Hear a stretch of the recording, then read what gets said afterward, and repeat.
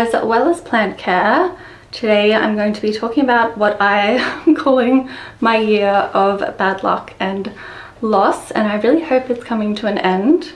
I appreciate everyone is not going to want to hear me yap about the lows of my life, as you are here for plant care, so I will probably do a cut without all the yapping.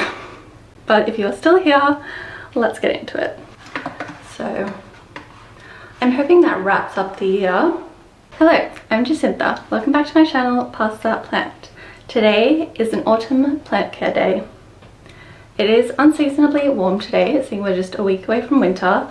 So it is sunny, it is warm, the windows are open, and Ernie is here.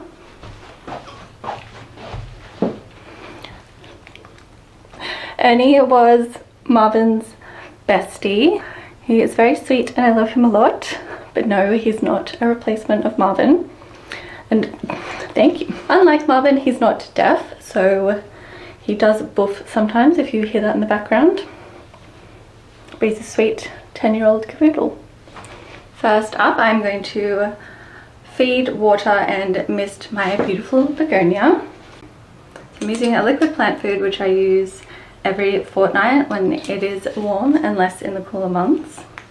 I also water my begonia and mist it every day when it is warm like today, so let's do that. You may have noticed we are down a few blooms. They have been falling off throughout autumn, so I did cut 2 big bunches off. I left this one as they are not falling as much. She will probably take the full litre. Plant of this size is very thirsty. Now for my year of bad luck and sorrow. It started almost exactly a year ago, just a week before my birthday when my grandmother died. And it's a week before my birthday now, so I'm hoping this is the end of my bad luck and sorrow. But yes, about a year ago my grandmother passed and the funeral was almost on my birthday. Not that it's about me. She was absolutely the matriarch of our family and I grew up with her, so she was very special, so that I think really kicked it all off for me. Now misting, of course. I can already tell it's going to be one of those days where the sun comes in and out of the clouds. I'm not a professional editor, so forgive the lighting. And if anyone has any tips, please let me know. But I'm going to be misting my begonia. I mist it every day when it's hot. It's the only thing that really stops the crispy tips.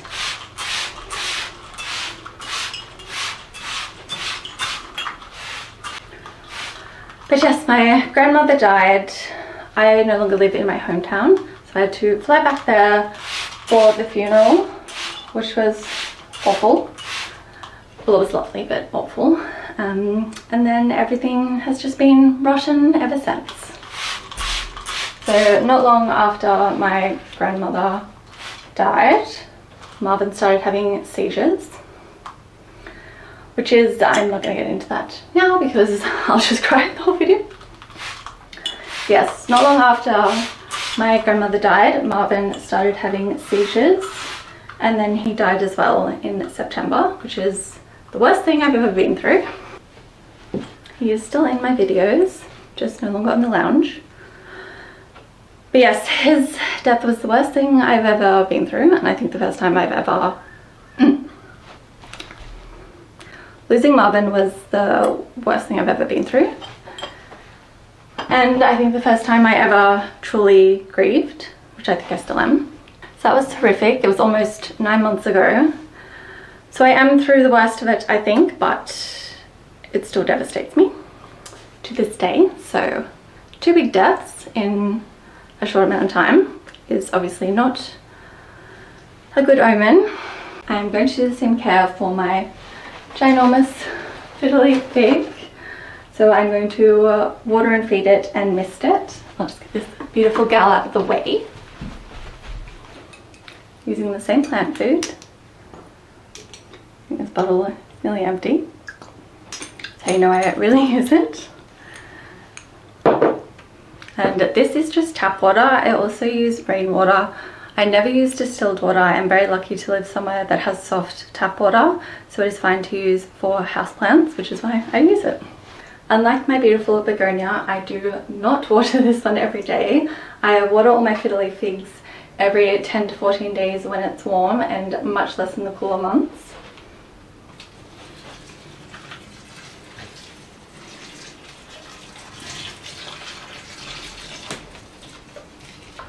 My grandmother died in May, Marvin died in September, and since then I have gotten very ill at least 4 times, and I am one of those people that never gets sick. Well, I never got sick. The only time in the past decade I've been sick or had time off work is when I had COVID, and besides that I just never get sick until now apparently, and I swear it is because I don't have Marvin and having a dog made my immune system stronger or something because it's the only explanation besides this year of bad luck. You can see I've got some new leaves growing down the base. I should have shown you before I watered it because it'll be heavy now, but I do have my Fiddle Leaf Fig in a nursery pot on a saucer inside my decorative planter, which is why I can water with gay abandon and not worry about flooding the house, carpet, anything. Although knowing my luck, it will happen anyway.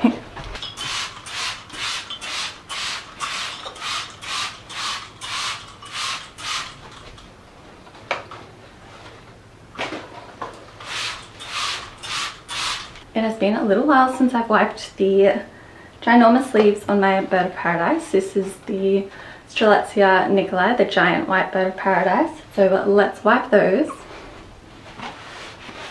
I do go in with neem oil.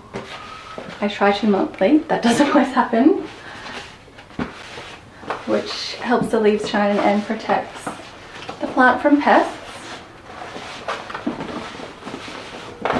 But I'm just using a cloth today. Can you hear Ernie barking? But yes, since September I keep getting sick, and I don't mean a cold. First I had insane mouth pain, tooth pain, and I ended up having to get a root canal, which was over $6,000, so that was great and probably the most pain I've ever been in. I then got the flu, which doesn't sound that dramatic, but I have never had the flu before, and I'm in my 30s. Next I got a stomach bug, which again doesn't sound that bad, but I've been to India multiple times, I've been to Bali multiple times, I've been to Vietnam, Thailand, all those beautiful countries where people typically do get a stomach bug, and I was absolutely fine. And then I was in Adelaide for a work trip and just couldn't stop throwing up. And then more recently I had strep throat again. First time I've had strep throat, and that was awful. And I also got laryngitis, and they were worried I was going to get rheumatic fever because I was having a racing heart. It was like 180 when I was resting, so I had to go on 2 lots of antibiotics for that. Couldn't speak at all, again in a lot of pain. Yeah, the antibiotics didn't agree with me, so then I got a horrible rash. It's just a whole thing. So I keep getting sick. Again, bad luck. I will give her water as well, and she will also take a full litre.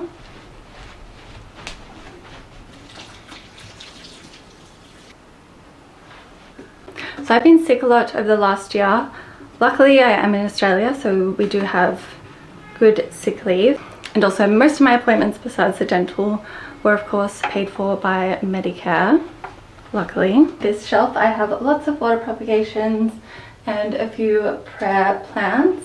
The bottom shelf does get direct sunlight throughout the day. It's getting some right now.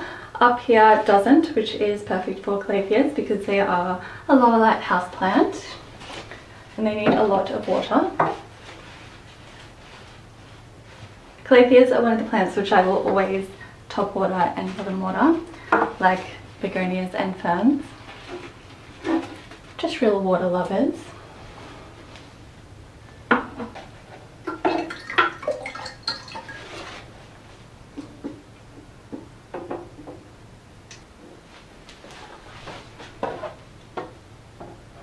So I lost my grandmother, Marvin, and I keep getting sick. At this point I didn't think the world was out to get me yet. I was just in the throes of grief and illness, maybe a little delulu, but of course it didn't stop there. Speaking of my fern, it's in here, so I'm going to give it a water, which I do daily. I also have some Philodendron White Princess cuttings rooting, and my full-time hydro Monstera and hydro Pothos, and I've got a planted Pothos too, so let's give all of these a water.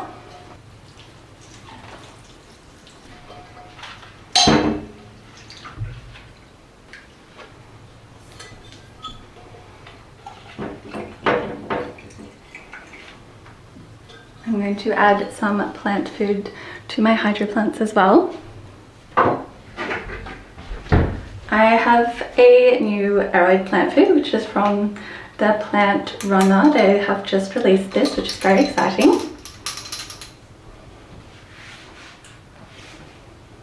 Quite a few drops of that,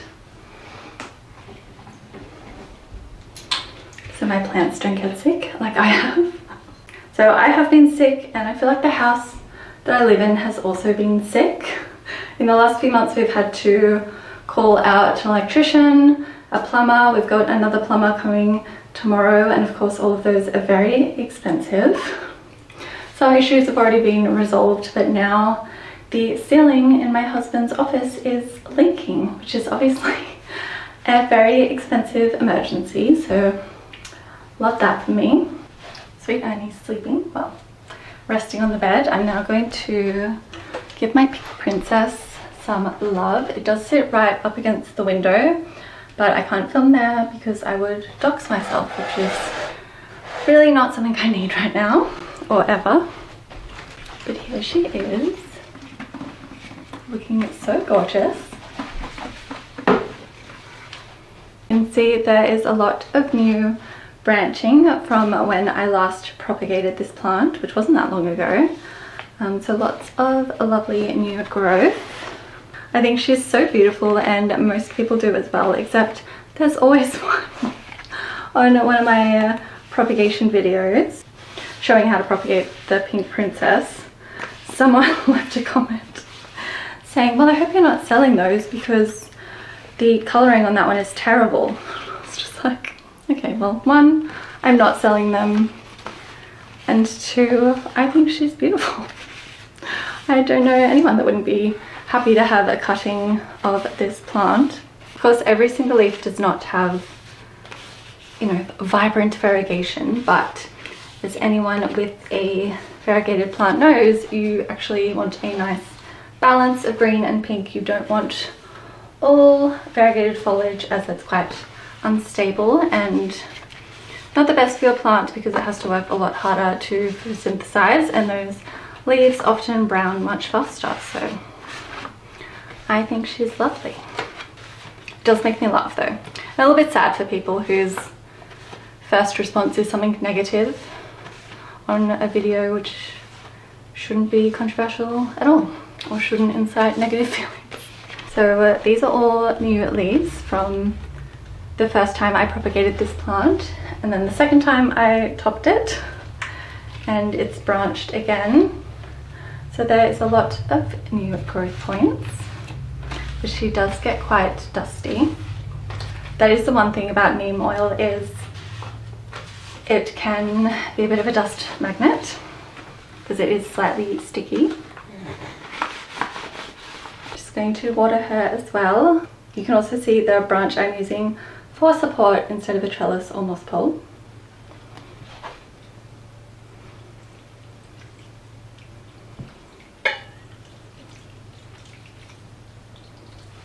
Just going to put my pink princess back. So she sits in a south-facing window, so gets a lot of sunlight there. I also do try and rotate the plant for even growth.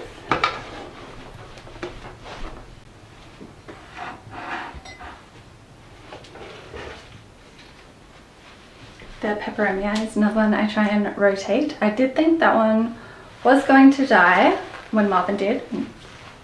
Rude.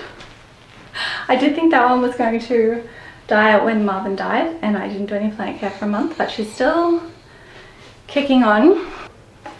So that brings us to today. It is a week before my birthday, and in very comedic timing, I have just been made redundant from my job at a company where I have worked for 7.5 years. So I'm hoping that wraps up the year of whatever the hell that was, because I've had enough. I'm just going to rotate my plants for even growth.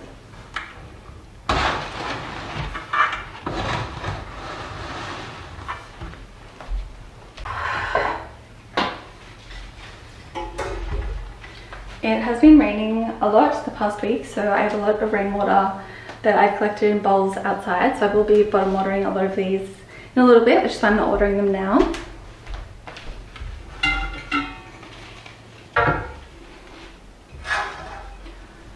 The Monstera I don't rotate because it grows towards the sunlight, so all of the leaves are facing one direction and you want it to stay that way.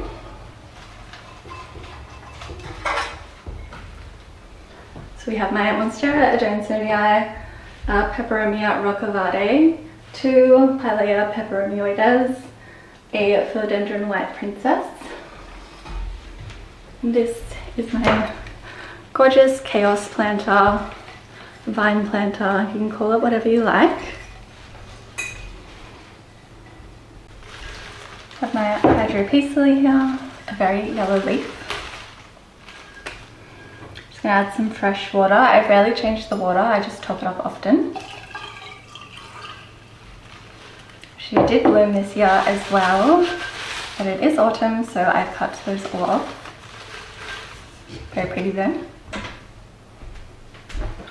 I am going to use some neem oil on my Ficus elastica Tenacae, which has lovely new growth. As I don't know if anyone else experiences this, but these plants seem to be pest magnets. So I do like to treat this one more often. See, I feel like there's something on there. But I've got a clean cloth because the other one was quite dusty. So I'm going to spray and then wipe. Always shake your neem oil. This one is pre-diluted. If yours isn't, make sure you dilute it first. You can spray and walk away. But again, because this is a pest magnet, I'm going to spray it and wipe so I can dislodge any little eggs, bugs, critters, anything I don't want. Where are we up to? Ah yes, so I've just been made redundant from an organisation I've been with for 7.5 years.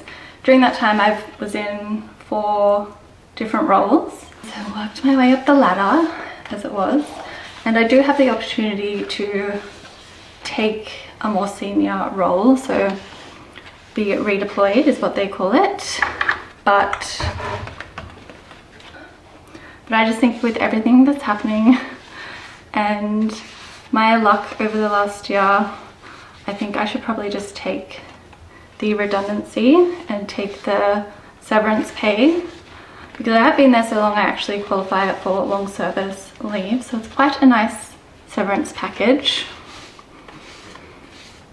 My work has redundancies a lot, my ex-work, well I'm still there, but it's a not-for-profit, so redundancies are just kind of part of the gig there, so it's definitely not personal. My manager was made redundant, my manager's manager, my reports, it was literally my whole team and many others across the org. And they've made a new team which they want me to be a manager of, but I just know that it will be a lot of work and stress, and I don't think the pay will reflect that.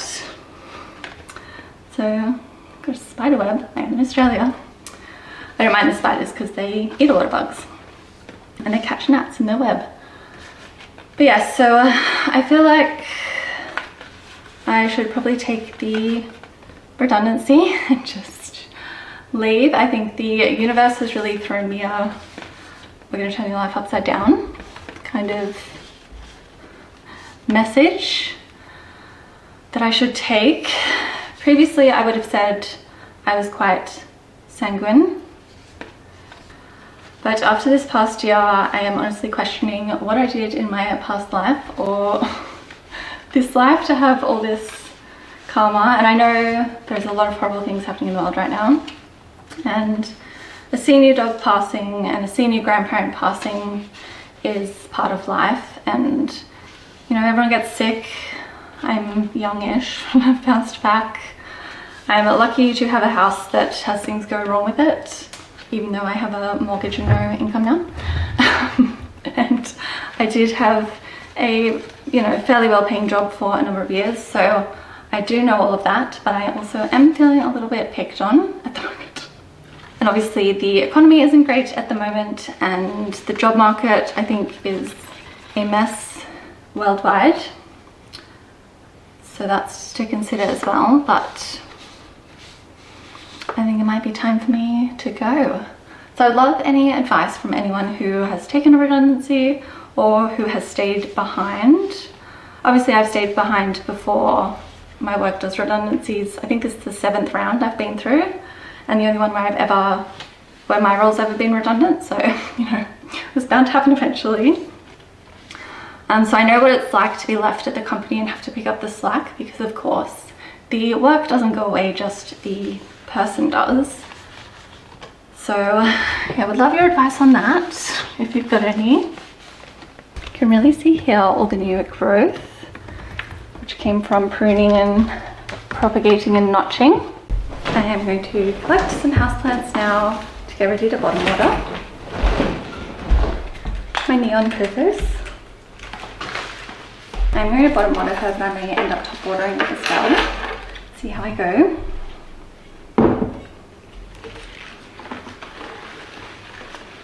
This one that did get a chop not that long ago. This is my lovely Peperomia Sunrise. She feels quite moist.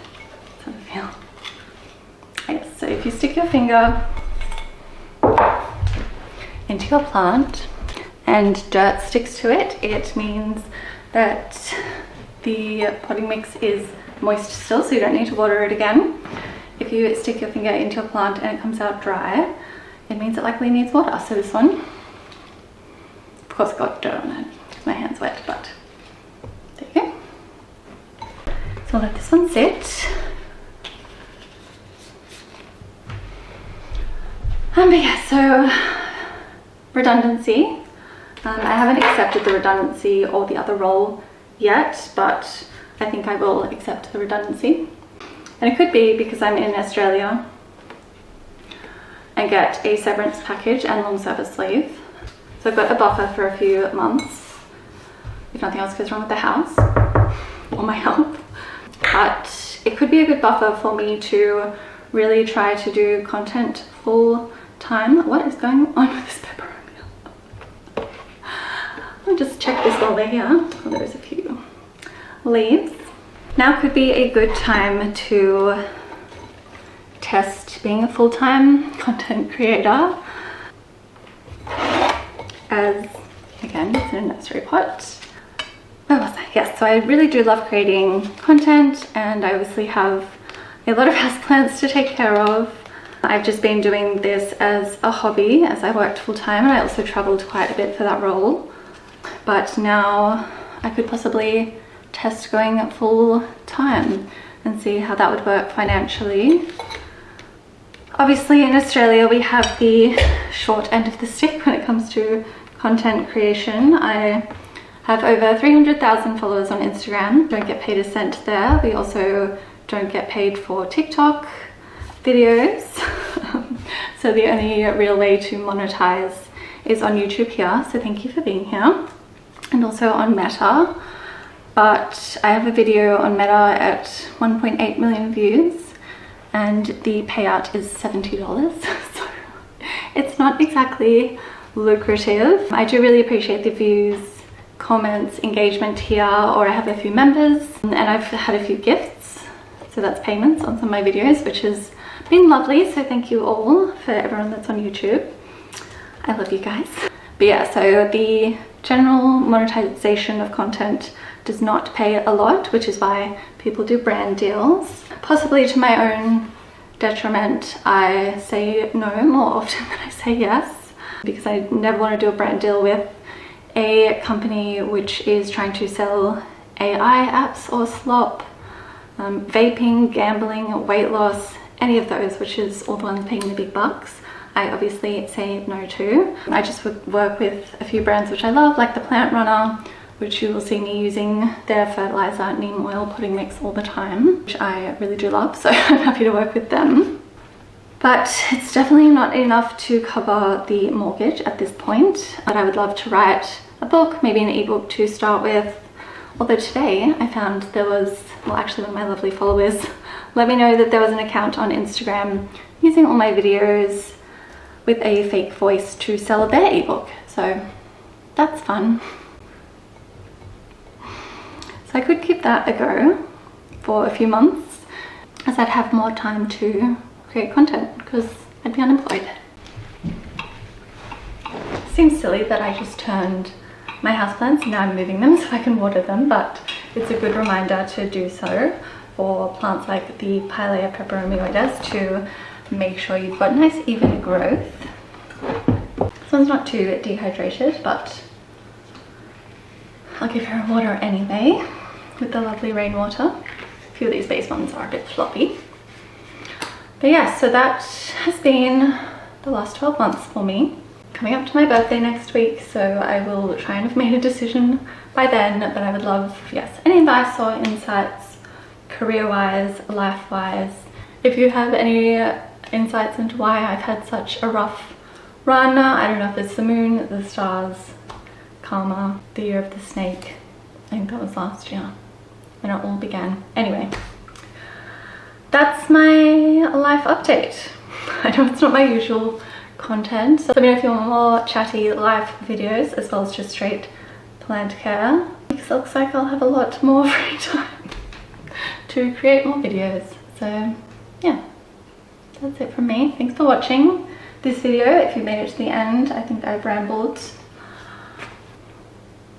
but yeah, alright, see you in the next one. Of course, as soon as I finished the video, Ernie came down to be cute on the lounge with Marvin. Okay, maybe not so cute. Right, it's definitely time to get editing, so wish me luck.